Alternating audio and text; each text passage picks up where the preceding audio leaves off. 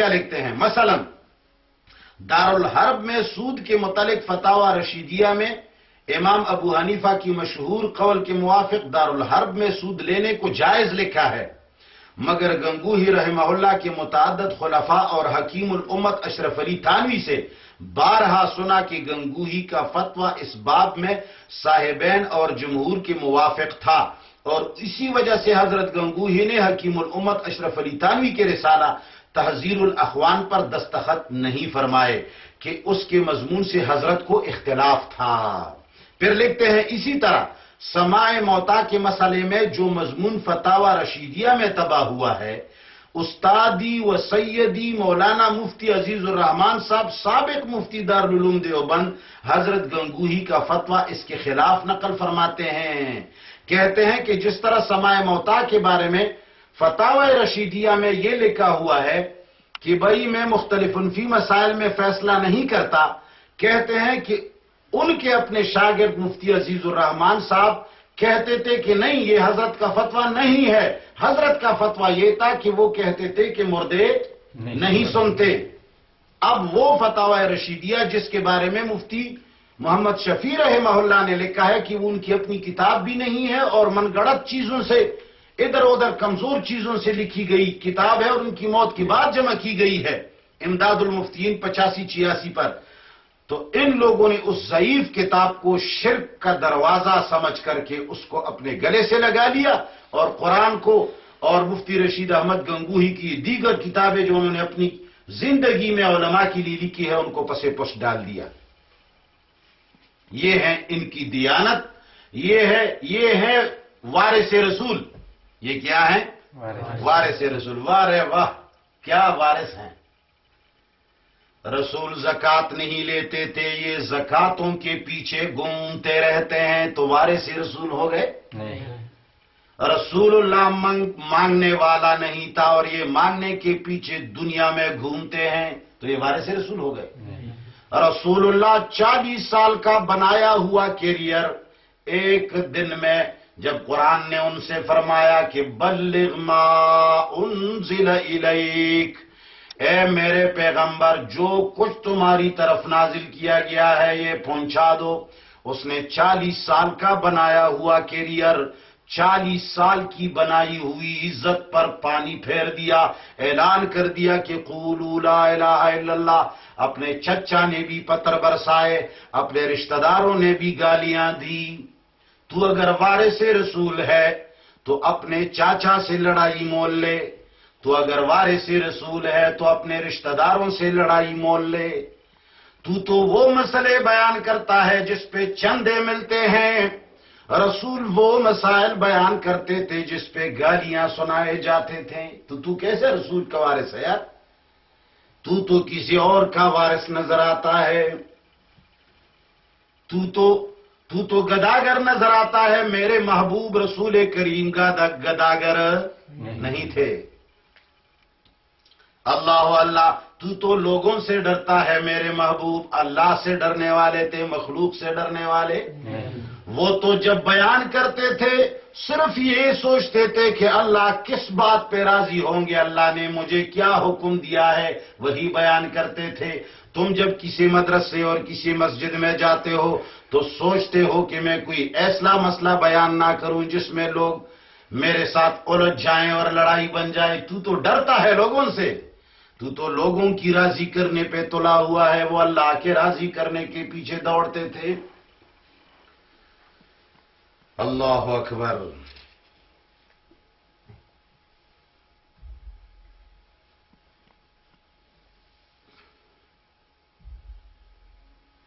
بہرحال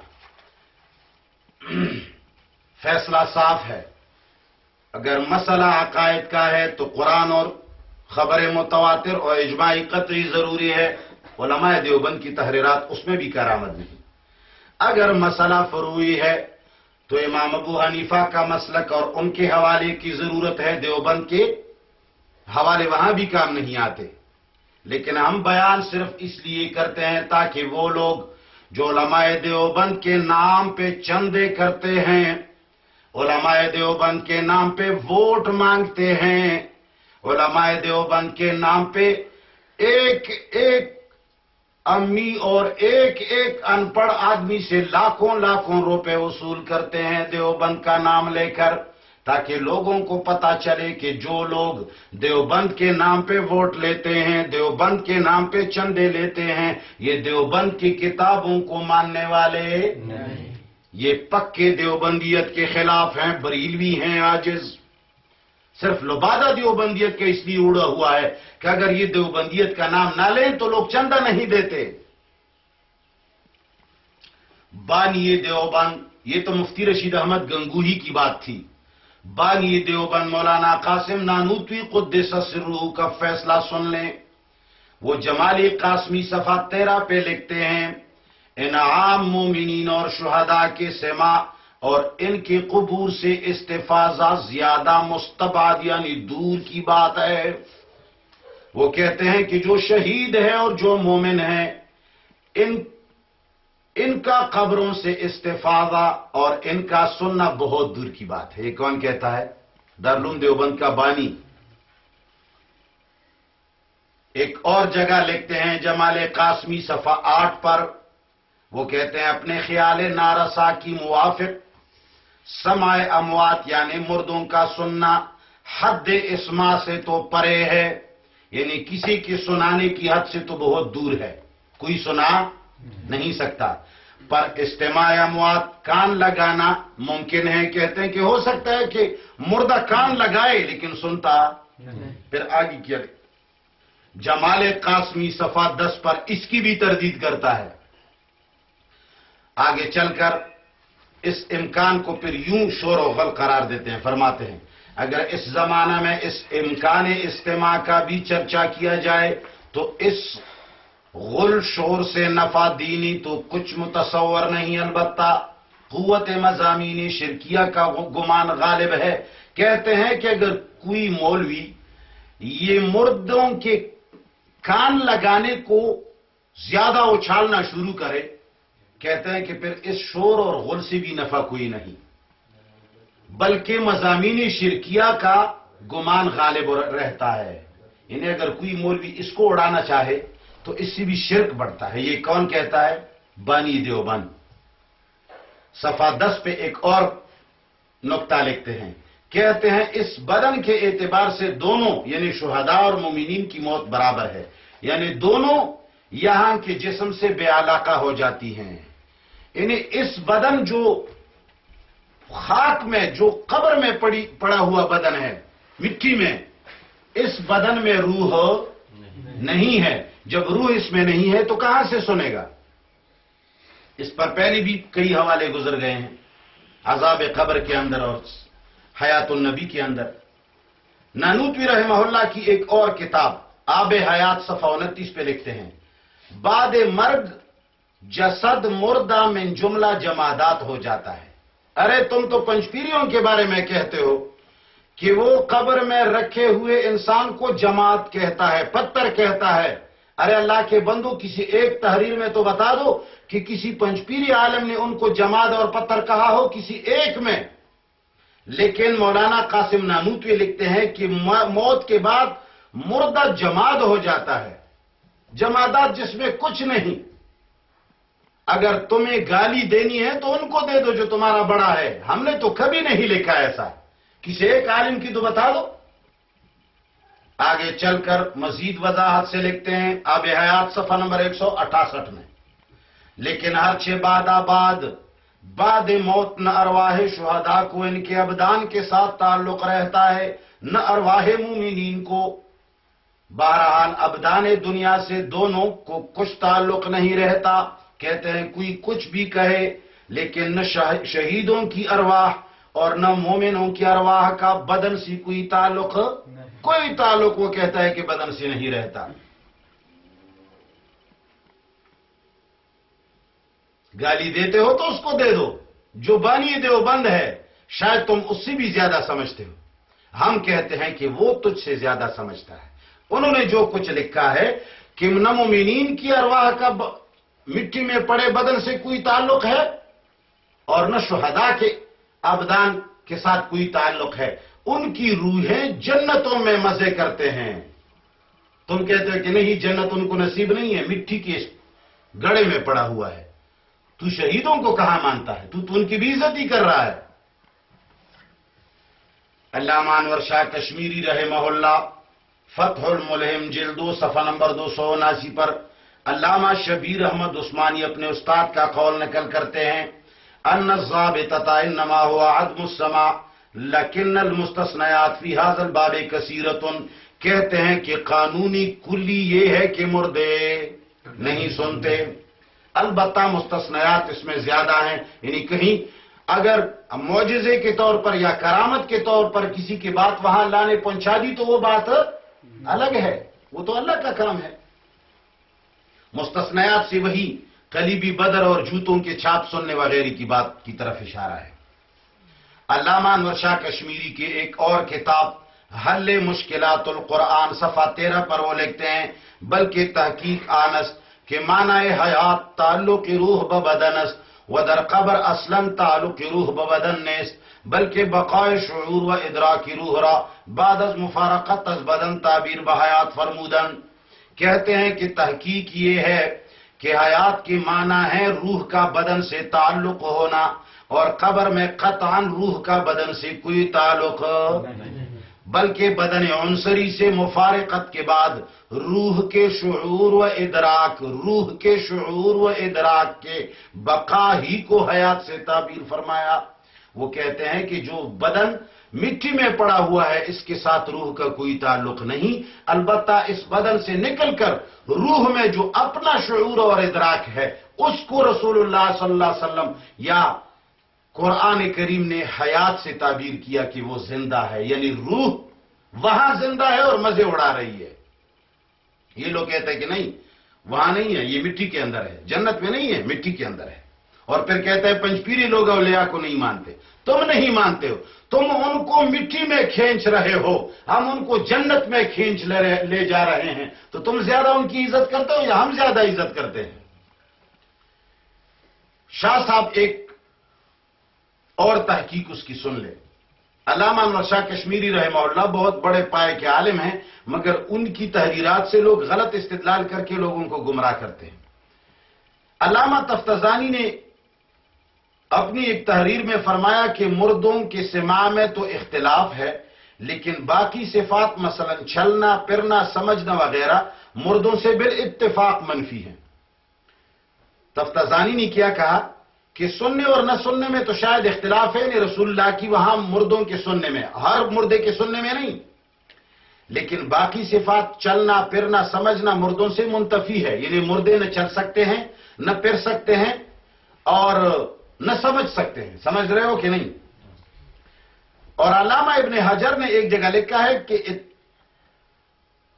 وہ لکھتے ہیں اس اتفاق اور اجماع کا انکار کرتے ہیں. وہ لکھتے ہیں کہ مردے ایک جگہ سے دوسری جگہ آتے جاتے ہیں. تفتزانی کہتا ہے کہ مردہ ایک جگہ سے دوسری جگہ نہیں جا سکتا، اور ابن حجر کہتا ہے کہ مردہ ایک جگہ سے دوسری جگہ جا سکتا ہے. اب فیض الباری جلد 4 صفحہ 90-91 پر علامہ انور شاہ کشمیری دونوں کے اقوال میں یوں تطبیق دیتے ہیں. دیکھیں، وہ کہتے ہیں قلت کلام التفتزانی فی حق الاجساد دون الارواح و اثبات ابن حجر فی حق الارواح دون الاجساد فصح الامران. وہ کہتے ہیں کہ تفتزانی نے جو کہا ہے کہ مردہ ایک جگہ سے دوسری جگہ نہیں جا سکتا، تو انور شاہ کہتے ہیں رحمہ اللہ کہ تفتزانی نے جو لکھا ہے کہ مردہ ایک جگہ سے دوسری جگہ نہیں جا سکتا، تفتزانی کی مراد جسم ہے. جسم تو خط مٹی میں پڑا ہوا ہے نا، سمجھ رہے ہو کہ نہیں؟ جسم کہاں پڑا ہوا ہے؟ مٹی کے اندر پڑا ہوا ہے. وہ کہتے ہیں کہ جو تفتزانی نے کہا ہے کہ مردہ ایک جگہ سے دوسری جگہ نہیں جا سکتا، تو تفتزانی کی مراد مٹی میں پڑا ہوا بدن ہے. بدن واقعی ایک جگہ سے دوسری جگہ نہیں جا سکتا. وہ اس بات ابن حجر فی حق الارواح دون الاجساد کہتے ہیں کہ ابن حجر نے جو کہا ہے کہ مردہ ایک جگہ سے دوسری جگہ جا سکتا ہے، ان کی مراد روح ہے. روح ایک جگہ سے دوسری جگہ برزخ میں وہ چکریں لگاتا ہے، مگر روح بدن دوسری جگہ نہیں جا سکتا. فصح الامران کہتے ہیں کہ دونوں کی بات صحیح ہو گئی. اب تطبیق پر ذرا غور کریں. تطبیق میں چند باتیں ہیں. ایک بات تو یہ معلوم ہو گئی کہ تفتزانی اور ابن حجر اگرچہ شافعی ہیں مگر دونوں سماع اموات کے قائل نہیں. دونوں نے اس بات پر اتفاق کیا ہے کہ مردے سنتے نہیں. اور دوسری بات یہ بھی سمجھ میں آئی کہ خود شیخ انور شاہ رحمہ اللہ کا نظریہ بھی یہ ہے کہ مردے نہیں سنتے، کیونکہ سننا روح کا کام ہے اور روح جو ہے وہ قبر والے بدن سے کوئی تعلق نہیں رکھتا. جب قبر والے بدن سے روح کا تعلق نہیں ہے تو یہ بات پکی ہے کہ انور شاہ کشمیری کا بھی عقیدہ یہ ہے کہ قبر میں کوئی سننے والا اس لیے کہ روح وہاں ہے. مفتی اعظم ہند مفتی کفایت اللہ رحمہ اللہ کا فیصلہ بھی سن لو. ایک سوال کے جواب میں وہ لکھتے ہیں کفایت المفتی جلد 4 صفحہ نمبر 39، اسی طرح صفحہ جلد 4 صفحہ 47، اسی طرح جلد 4 صفحہ نمبر 51، تینوں جگہوں میں لکھا ہے. فرماتے ہیں مردے قبروں میں پکارنے والے کی پکار کو نہیں سنتے. مردے قبروں میں پکارنے والے کی پکار کو نہیں سنتے اور نہ جواب دیتے ہیں.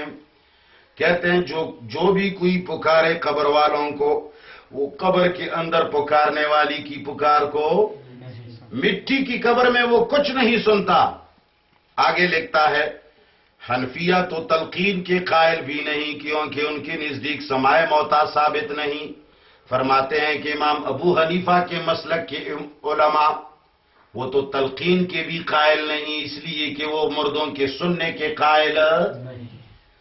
ایک اور جگہ لکھتے ہیں کفایت المفتی جلد 1 صفحہ 235 پر یہ کہنا کہ آپ صلی اللہ علیہ وسلم اپنے آنکھوں سے امت کے تمام احوال دیکھتے ہیں، اپنے کانوں سے امت کے تمام اقوال عرض و معروض سنتے ہیں.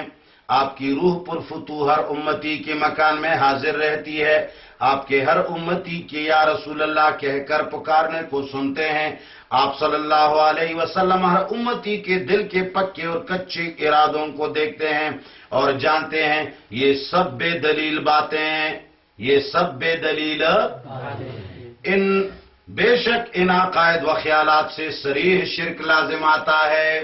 ارے وہ مولوی جو اشاعت و توحید و سنہ سے سوال کرتا ہے کہ تم لوگ جو لوگ سننے کے قائل ہیں، مردوں کے سننے کے قائل ہیں، تم ان کو مشرک کہتے ہو. فلان کے بارے میں کیا خیال ہے، وہ مشرک ہے کہ نہیں فلان. تم اگر ہمیں تانے دیتے ہو کہ بھائی جو مردوں کے سننے کے قائل ہے تم انہیں مشرک کہتے ہو، ذرا مفتی کفایت اللہ رحمہ اللہ کی اس عبارت پر تو غور کر لو. وہ کہتا ہے ان عقائد و خیالات سے صریح شرک لازم آتا ہے. ذرا گالیوں کا رخ ہماری طرف نہیں، ذرا اپنے اکابرین کی طرف تو دیکھو، تمہاری گالیاں کہاں جا رہی ہیں. دیکھو اس عبارت کو ذرا دوبارہ دیکھو. مفتی کفایت اللہ رحمہ اللہ کفایت المفتی جلد 1 صفحہ 235 پہ لکھتے ہیں کہ یہ کہنا کہ آپ صلی اللہ علیہ وسلم اپنی آنکھوں سے امت کے تمام احوال دیکھتے ہیں، جو کہتا ہے کہ رسول اللہ امت کے حالات سے واقف ہیں. کفایت اللہ رحمہ اللہ کہتے ہیں کہ یہ بے دلیل اور شرک کی باتیں ہیں. اگر کوئی کہے کہ اپنے کانوں سے امت کے تمام اقوال عرض و معروض سنتے ہیں تو کفایت اللہ رحمہ اللہ کہتے ہیں کہ یہ سارے بے دلیل اور شرک والی باتیں ہیں. ایمان سے کہو یہی دیوبندی یہ کہتے ہیں کہ نہیں کہ جمعہ کی رات رسول اللہ خود درود سنتے ہیں؟ کہتے ہیں کہ نہیں کہتے؟ مفتی کفایت اللہ صاحب کہتا ہے کہ جو کہے کہ رسول اللہ اپنے کانوں سے سنتا ہے تو یہ شرک والی بات ہے. ہم نہیں کہتے، وہ کہتے ہیں. اگر کوئی کہے آپ کی روح پرفتوح ہر امتی کے مکان میں حاضر رہتی ہے، اگر کوئی کہے کہ رسول اللہ کی روح ہر جگہ ہوتی ہے، بریلوی کہتے ہیں، تو کفایت اللہ رحمہ اللہ کہتے ہیں کہ یہ شرک والی بات ہے. اگر کوئی کہے آپ ہر امتی کے یا رسول اللہ کہہ کر پکارنے کو سنتے ہیں، کہتے ہیں اگر کسی کا یہ عقیدہ ہو کہ یا رسول اللہ کہہ کر رسول اللہ خود سنتا ہے تو یہ شخص مشرک ہے اور یہ شرک والی بات ہے. یہ کون کہتا ہے؟ مفتی کفایت اللہ. اگر کوئی کہے کہ آپ ہر امتی کے دل کے پکے اور کچے ارادوں کو دیکھتے ہیں، کوئی کہتا ہے کہ رسول اللہ اپنی امتی کے دل کے حالات سے عالم ہے، تو وہ شخص مشرک ہے. یہ سب بے دلیل باتیں ہیں. بے شک ان عقائد و خیالات سے صریح شرک لازم آتا ہے. اب مفتی کفایت اللہ رحمہ اللہ ہمارا اکیلا استاد اور اکابر نہیں، ان کا بھی بہت. یہ لوگ تو سمجھتے ہیں کہ میم زرما ٹول زما. یہ تو کہتے ہیں کہ دیوبند ہمارا ہے، پنجپیریوں کا اس میں حق ہی نہیں.